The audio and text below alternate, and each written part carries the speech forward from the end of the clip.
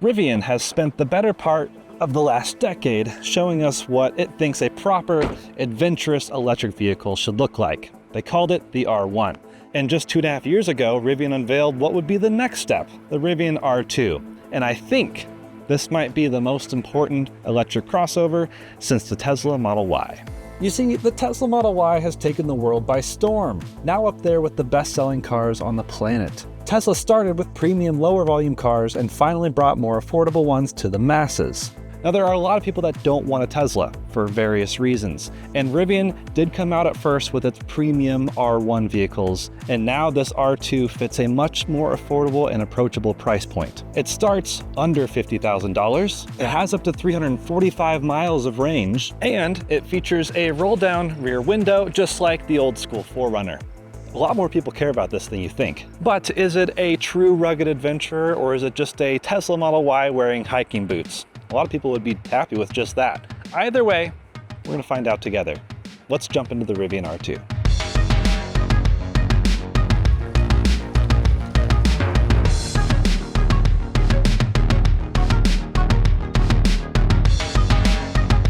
Let's start with some important numbers, because people shopping for R2 have some important priorities. Range, price, and power seem to be at the top of that list, and those vary by trim level. I'm driving the top of the line Performance Launch Edition today. It has up to 330 miles of range, and it has a blistering 656 horsepower, and a price tag of just shy of $60,000. It's the only option available right now, so early reservation holders, existing Rivian customers, anyone lucky enough to get an early one gets this fully loaded option. Drop down to the Premium, which is also all-wheel drive, and you'll be at 330 miles of range, but only 450 horsepower, which is still a lot of power, mind you. Priced at just over $55,000, I have a feeling this will be the biggest seller. Still packed with premium things, just a bit less money. This comes out later in the year. Drop further to the standard rear-wheel drive and you'll step up to 345 miles of range, and down to 350 horsepower, which is still more than basically all of the gas-powered SUVs in this segment. That starts just under $50,000, getting you the most range for the lowest price. You'll have to be patient though, because that's quoted to arrive in 2027. Even more patience will bring you to a smaller battery variant in mid-2027, which they promised would include a $45,000 price tag, plus that pesky destination fee. We'll have to see. That's a ways away, but all these variants provide usable range, power, and aggressive pricing given the current market conditions. We'll get back to driving in a bit, but the first thing I want to point out is the looks. In fact, you probably can't even tell if I'm standing next to the Rivian R2 or their existing 3-row SUV, the Rivian R1S. And that's because they look very, very similar. Only when they're side by side is when you can really tell how much smaller the R2 actually is. I might even say that's a good thing, because many people want big cars, but not too big. It's about 15 inches shorter than the R1S, about 10 inches less high. It's a little smaller than a Toyota 4Runner, but a little bigger than a Toyota RAV4 or a Honda CR-V, if that helps you at all with figuring where this fits in the mix. Rivian has somewhat made a name for itself with its design, which is somewhat polarizing. Though many people love its retro future vibe with a utilitarian boxy approach, some folks are very disillusioned by the running lights. They call these running lights stadiums, like a football stadium or something. They're a really cool, unique representation of what Rivian looks like as a brand when it's going down the road. Looks unlike anything else, that's for sure. And I love them. Your appreciation may vary. Looks are subjective. They are connected all the way across with a light bar. Other standout details are the gorgeous wheels, either 20-inch or 21-inch at launch. There's a future 19-inch wheel planned for the standard model coming in mid-2027. The R2 can be had with all-season, or in this case, all-terrain tires on some fantastic-looking wheels. And if you see yellow brake calipers, that means you have the performance model. This is actually close to the Compass yellow color that Rivian used to have on their cars. And I love and miss that color dearly. In fact, I wore my yellow shoes out of solidarity in hopes that they would someday bring it back. But this comes in other great colors too. Rivian's color palette is just nice. But if you like forest green or borealis purple, you'll have to wait until later this year or even next year. And like I said, it's boxy, which I personally love. Boxes are functional. There's a reason you use them to carry stuff, which this is no exception. Under the hood, you'll find the frunk, or front trunk, and that basically power opens, which is nice, It is smaller than the Rivian R1. That was like 11 cubic feet. This is only 5 cubic feet. That's still very usable, very functional, bigger than the trunk of my entire car back home. I drive a Miata, so what's that saying? But this is a little bit bigger than the front of a Model Y as well, for reference. There's even a little Easter egg under here that shows a frog and a skunk, which, yes, that does combine to be frunk. Clever, so clever. When you're done, you do have to manually shut it, but it does kind of soft close itself. It's a nice touch. On the other end of the car, the trunk is also impressive. 28.7 cubic feet, a hair less than the Model Y, but with the second row folded, it blows it out of the water with nearly 80 cubic feet. If you include the frunk and cubbies, the total storage space comes out to about 90 cubic feet, the exact same as a Toyota 4Runner, which again, that's a bigger vehicle in almost every dimension. Something else very fun is the rear drop glass. You just touch your finger right there and this window drops, which is something the Rivian R1 doesn't do. It allows access to stuff in the trunk or maybe a dog with its head out of the trunk. This unique implementation of rear glass also needs a unique implementation of a rear wiper, which is hidden down here. I think it's a really cool function. It's hidden away from view, and they couldn't put it up here because they actually need the airflow to cut down through the boxy shape of the R2 just a little bit. Any bit of efficiency gains are great. So although the R2 is smaller than the R1S, the interior space is what gets interesting. But before we get there, this is also interesting. A flashlight in the door, 1000 lumens, gets very bright. That's super bright. Let's jump inside. If you loved Rivians of the past, you will love this interior as well. Nice premium feeling materials, almost Scandinavian design language. Let's just say if Rivian offered to design my living room, I would say yes. At first, you can only get this black interior with the R2, and it does feel nice, it feels premium, but I personally prefer the upcoming lighter colored interior that looks especially nice in my opinion. But if you like a black interior, this is sleek, it's still modern, it has nice wood accents, cloth and stitching elements, the screen's beautifully baked into the interior, not feeling like an afterthought, doesn't feel like an iPad was just slapped up there. I really like sitting in and looking at the interior. And below the nice instrument panel is the, not one, but two glove boxes. One for each glove. Rivian's original vehicles, the R1, did not have glove boxes at all. And I think people complained and Rivian listened. It's awesome. Rivian also listened to people who complained about wireless phone charging. The phone would slide about when you're taking corners or even just slowing down. Now, Rivian is the second car company to offer Qi 2 wireless charging, holding your phone in place with magnets.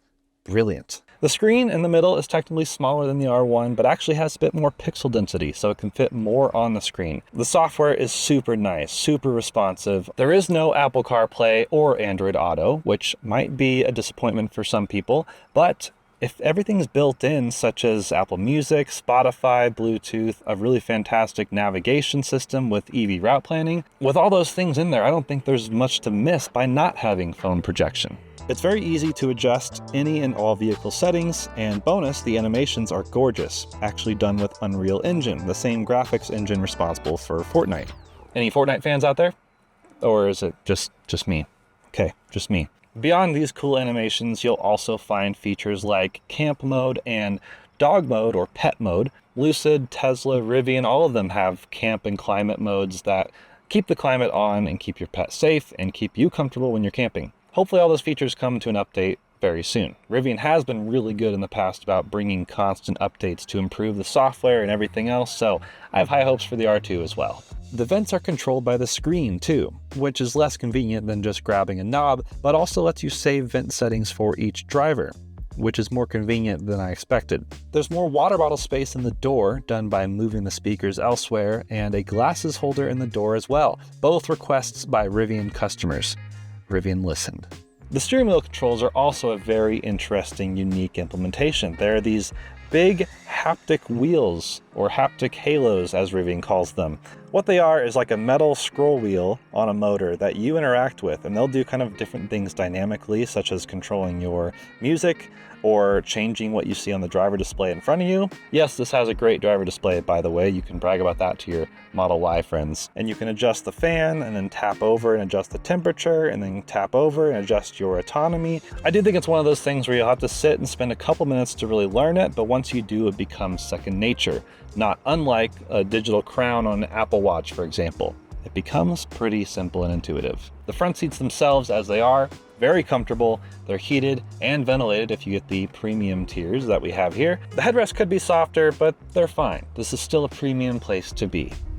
And the back seat, monstrous, relatively speaking. There's 40.4 inches of legroom, which not everyone knows what that means, but basically I'm 6 feet or roughly 1.83 meters, and I can sit behind myself with a lot of room to spare. I can stretch out, my feet can even fit under the seat in front of me. But this is what I meant earlier when I said the cabin space is interesting, because this is a lot more space in the second row than you'd find in the bigger R1S. And that's largely because they're not trying to cram a third row behind you. You can give all the space you want to the passengers. Heated rear seats in the back, no ventilated seats, that would be a really cool bonus, but USB ports, everything you could possibly want. Feels comfortable, feels premium. But okay, enough sitting still in this thing. Even though it is a nice place to hang out, I would, again, camp in here.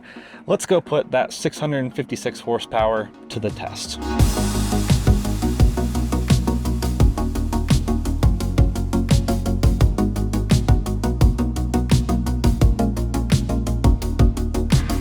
Okay, 3, 2, 1. Really throws you back in your seat. And there we go. 0 to 60 launch uphill, by the way. So yes, that's the caveat I should mention. I am driving the performance model today, the performance launch edition, which is 656 horsepower, 609 pound-feet of torque. Those are big numbers. And this is not that big of a car, which makes it really more than enough. I think most people would be absolutely fine with the normal premium all-wheel drive. And even the rear-wheel drive, when that comes out, 350 horsepower is no slouch. It's still more than a lot of cars in this class. And all that power comes from an 87.9 kilowatt-hour battery. And that's regardless of performance or all-wheel drive or even rear-wheel drive. A smaller battery is coming in mid-2027. We just don't know the size yet, but we know the range should still be a very usable 275-ish miles. But the R2 is not just a scaled down R1. It really does feel like a more cohesive package when you're driving a sporty road, but even just around town, it was actually more noticeable than I expected. It's a true unibody design. The battery pack is structural.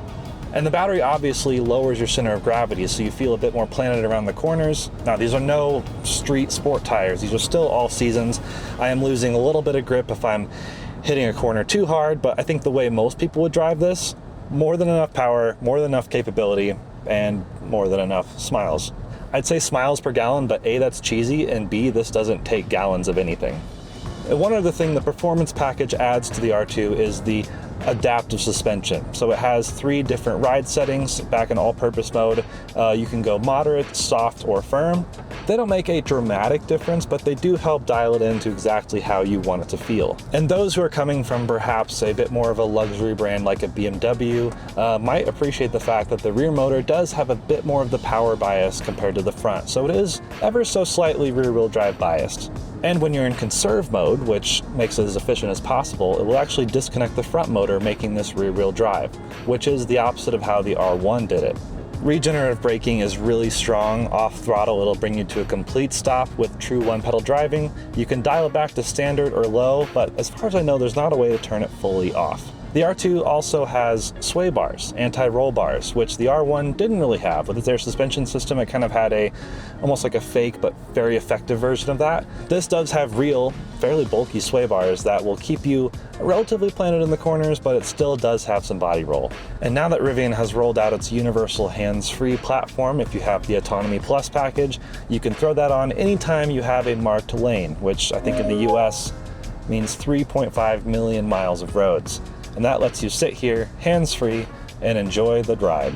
It even lets you peek glances at the scenery, but I would still pay attention to the road. If the road is too sharp ahead, the car will tell you, sharp curve ahead, take control of the vehicle. That way you don't have to worry about it sending you off a cliff. There we go, I'm back in charge. This does feel just so much more dynamic than I honestly expected. And maybe that's because I came from driving an R1S before, and I perhaps mentally just thought this would be a smaller version of that. It's not the most responsive steering. I'm not feeling every single piece of the road. I think it's a little bit more geared towards luxury feeling, not sporty performance. But that being said, I think most people will enjoy taking this on your average B road, and it's going to make for a really great highway commuter as well.